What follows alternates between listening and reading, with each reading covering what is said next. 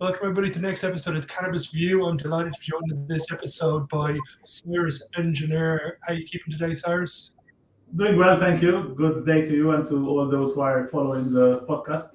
Thank you very much for joining us. It's very much appreciated. I think you're a man who's going to have a wealth of knowledge and information for everybody today. So do you want to maybe give everybody a quick little overview of how you came to be nominated for the European Parliament for Malta? Sure. So I'm a member of the Labour Party in Malta. We had our elections in 2019 as the rest of the European Union. So all member states elected their members of the European Parliament. And I was one of those elected on behalf of the Labour Party throughout this mandate. So the mandate is now coming to a close next year. So it's our last year as members. I'm part of the Socialists and Democrats here in the European Parliament, and my main committee is the Environment and Public Health Committee, but then I'm also a substitute in the Committee on Civil Liberties, Justice and Home Affairs, as well as the Committee on Constitutional Affairs of the European Union. So many topics that from one aspect or another could relate to cannabis, both as cannabis for medical use and also on cannabis for personal use. Very good. So I'm hoping you're going to be the perfect man to answer some of the questions that I'm about to throw your way now. So basically, which country in the European Union is the most advanced when it comes to cannabis policy? Well, it's very difficult to say because different member states have different approaches. We could discuss and speak which would be the best approach. That said, I think that different approaches could work in different ways in different member states. I think that what we did in Malta is something which is quite revolutionary to a certain extent, in the sense that we are one of the few member states in the European Union that have not only decriminalized cannabis, but have also legalized it in a certain way, in the sense it is not possible for anyone to go to a shop and buy cannabis which is not medical or which is not in certain products. Obviously, I'm saying this in order to simplify things as well.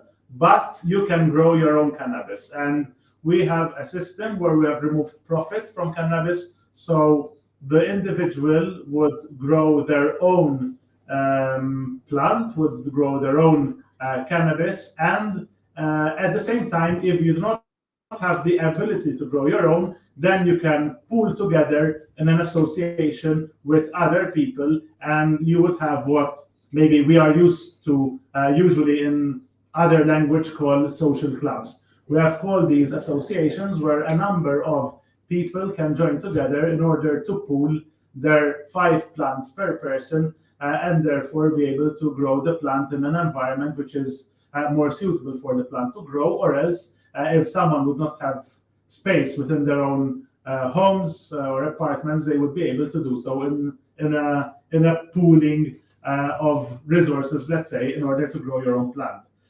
We are seeing that different member states are now moving forward on decriminalization and legalization of cannabis. We're seeing what's happening in Germany at the moment, what was happening in Luxembourg, but which was paused for some time. The different approaches that in Germany and Luxembourg, the thinking is more of legalizing cannabis in a way that people would be able to buy and sell certain strands or a certain type, let's say, of cannabis within their own member state. This brings on a number of problems which we might be able to speak on later on, problems or challenges that come up because of European Union legislation with regards to the Schengen acquis, so the way that we move freely, let's say, and can move goods and products and services freely between EU member states, but when it comes to cannabis, that would be a bit of a problem. So there are some challenges cropping up in the way that other countries are thinking of moving forward their legislation. I myself, as a socialist, would also find a problem in the fact that big pharmaceutical companies would end up taking control of the market of such of cannabis, basically. Yeah, it seems to be very interesting the way things are panning out. We had a lot of word from Luxembourg about a year and a half ago. They made a lot of waves. It seems to be the Czech Republic are now the darling of Europe and may surpass Germany and have a legal adult market before then. Do you think this is a possibility with the Czech Republic to surpass Germany and be the first? I'm not surprised because well, it is surprising and not at the same time, because the current governing coalition in the Czech Republic has the Czech Pirates in it. They're a Green Party. They're quite revolutionary, and they work a lot on such issues, so that does not surprise me. The interesting thing is that they're in a coalition with I wouldn't say a government coming from the right, because it's not even center-right. So that is a bit surprising. However, I guess when they were discussing the priorities of the government, the Pirates probably pushed a lot this as one of their main priorities for the new government. The fact that it has surpassed Germany, not surprising either. I mean, today Germany has a very progressive alliance governing the country. However, Germany being the biggest member state, I'm not saying that other countries not do this, but what I'm seeing is the approach in Germany is one that is leading the German government to, first of all, make sure that they are in line with the United Nations Convention on Psychotropic Substances, the 1971 convention, that what they're doing, therefore, then would be in line with the framework decision of the European Union law, which is linked to the Schengen Agreement of 1990. So basically what's happening is this: Germany is testing the waters, it's testing the legal waters before going on to the step of actually legalizing cannabis. Something which might not have been done by others. Do you need to do that if you want to consider legalizing within your member state and having trade only within your member state? That might not be necessary. But if you want, and this is obviously something that would happen, that there would be trade within the European Union. So let's say cannabis is legal in Luxembourg and it's legal in Germany, and Germany and Luxembourg share a border. So what happens there? Can you move with your cannabis product for your personal use from Germany to Luxembourg? According to Union law, you can't. According to the United Nations, you can't. So that is what Germany is looking at the moment. Okay, so facilitating the commerce and the logistics of the product or the capital in the industry is what Germany seem to be focused on. Because as you said, if they can do everything within house, the only reason to go for these extra rules would be far thinking ahead, to be able to say, look, we want to be able to ship from Spain to France to Germany, and them doing that. Yeah, one of the issues that Germany is seeing is that it might not have the most favorable weather to grow cannabis. And therefore, they believe that there should be a European Union system in which there could be free trade between the member states, as we have on all other products. And therefore, they are thinking in advance on how would this work. And with the current legal framework, from what we're gathering, it would not work. So that is what they're looking at and what we need to change in order for this to be able to happen. One of the things that may be able to facilitate that happening is something I wanted to ask you about. Is there a European-wide testing program or standard for CBD and cannabis that's in place, or is that something that needs to be produced and built from the ground up? Because surely that's kind of the main components of facilitating commerce between the different countries, is that we've got a standardized testing for every product, that we can be ensured that nothing too strong or too weak has been shipped within countries. That process is something that then would be discussed within the Environment Committee, because it includes also public health.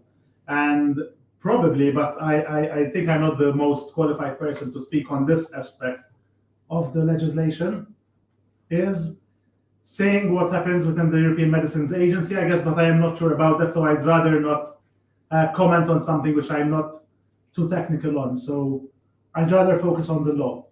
No problem whatsoever. Do you a scenario in Europe where biotechnology companies that can produce purified, biosynthesized cannabinoids end up taking the larger market share, and we're then left with a flower, an ornamental flower industry, and a social club where the industry almost splits perfectly in half, that this is the recreational model now and this is going to be everything else.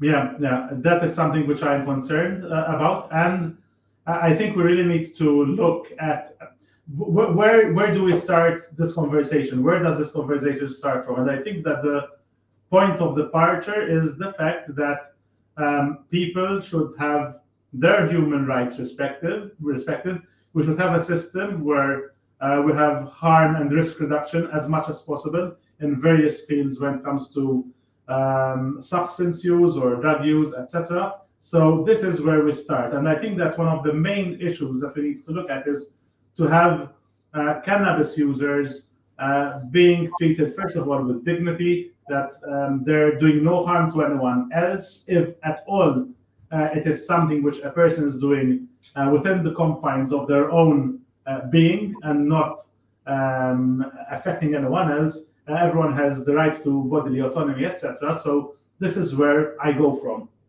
And I think that people using cannabis in this sense and other drugs in reality should not be imprisoned, should not be arrested because they are smoking a joint or whatever, using certain substances.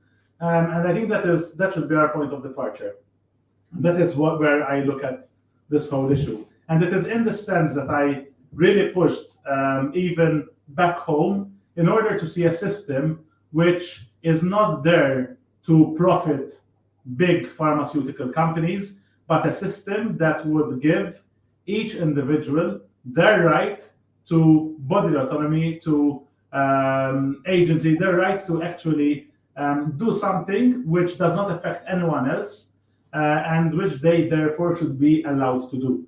And in order to have that, my take on this, and when the Maltese government came up with the consultation process before actually proposing the law, we, as an office here, we submitted a very strong case for the way we wanted this proposal to be. And I was very happy to see that when the actual proposal was published by government, it was very similar to what we were proposing originally. Do other systems work?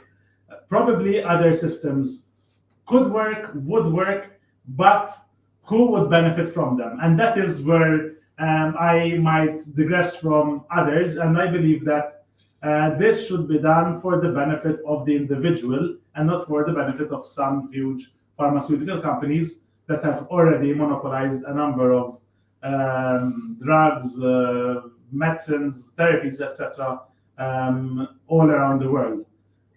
So for me, that is the point of departure and why we should discuss this. Obviously, given the fact that a number of member states are opting for a different kind of legislation, like the Czech Republic, Germany, like what Luxembourg was going to do, that obviously brings about other discussions. So a discussion on freedom of movement, a discussion of trade between member states when it comes to cannabis being another product like all other products. So over there, yes, we do need to have a very strong discussion, and it is for that reason that last year in July, a group of us, so it started between myself and a member of the European Parliament from Czechia, Mikuláš Peska, who's from the Pirate Party in the Czech Republic. We joined forces together to discuss the European side point of view of the legalization of cannabis in a number of member states. We started this interest group in the European Parliament where we sent out an email to all members and asked all those who were interested to join us in this intergroup. They have joined.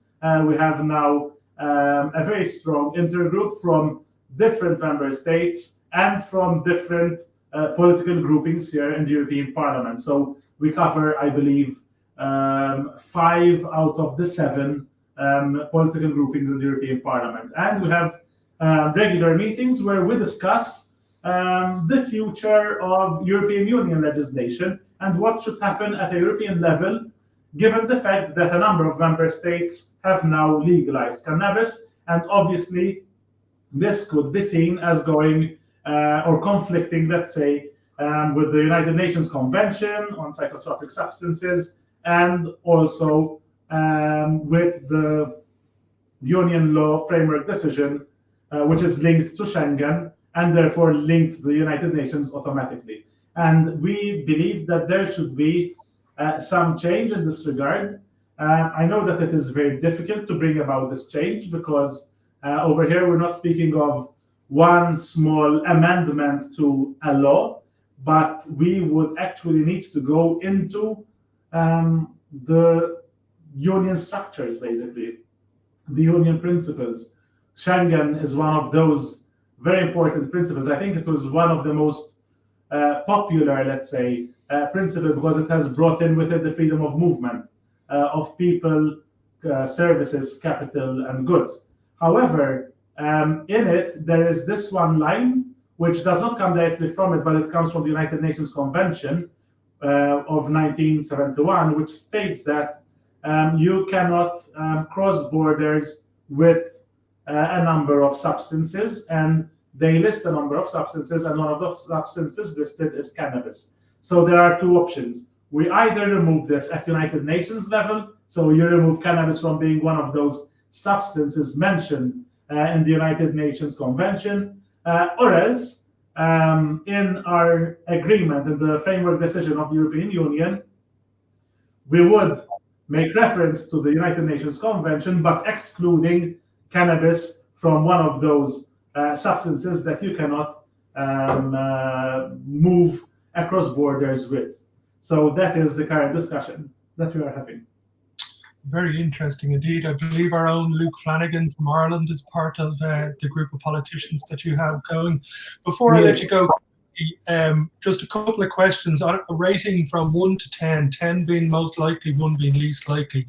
Which of these countries is going to legalize in the next let's say 3 to 5 years? Out of 10, Spain. It depends on the elections in September. I think that if we keep on having a progressive government, then we can move towards that. If the shift goes towards the right and conservatives, definitely not. Okay, Germany. Yes, 10. 10, 9. France. 6. Luxembourg. 10. Czech Republic. 10. Portugal. Interesting as well. There were the elections recently. Once again, the progressives, the socialists have won.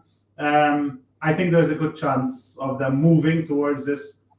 So I would say it depends on from which side you look at it, half empty or half full. But I would say something between 5 to 7. And what about little old Ireland? Well, that I think Ireland is an interesting case because I often make comparisons between my country, Malta, and Ireland because we share a similar past. We have very similar roots when it comes to a conservative Catholic upbringing. I see the same, for instance, discussions that Ireland had on abortion that we're currently now having at home. Ireland had a number of interesting discussions when it came to LGBTIQ rights, which we have done back home, and we have done that very strongly now, and we're the first in all of Europe when it comes to LGBTIQ rights. So we have a similar thinking. I would be more cautious about Ireland. I think both the major political parties are quite cautious on this. Of course, there's I don't know what the name of the party is, which where Luke Flanagan, Mick Wallace, and others form part of this political party. I don't know which one it is, the name of it, but I think they would be very much in favor. I'm not sure about the mainstream parties, let's say, in Ireland. Yeah, Ireland's going to be an interesting one to see whether we end up being the gateway country into Europe for North American companies, and de facto through the capital and the jobs being created, that it makes sense to decriminalize and then legalize the industry. But it's going to be an exciting couple of years ahead for Europe, where there's no stepping stone that's guaranteed to be solid. But all we can do is learn and sharpen our swords and be ready for battle when the time comes. Yeah. Obviously, then there's also a difference over there with regards to which kind of legislation. So if you adopt the Maltese model, then what you just said would not work. But if you adopt the Czech model, that would be perfect. Yeah, it's going to be interesting anyway. Cyrus, I know you're a very busy man, so thank you very much for taking the time to do this. Very much appreciated, and all the best on all the political projects you've got for the rest of the year. Thank you. It was a pleasure. Until next episode, everybody.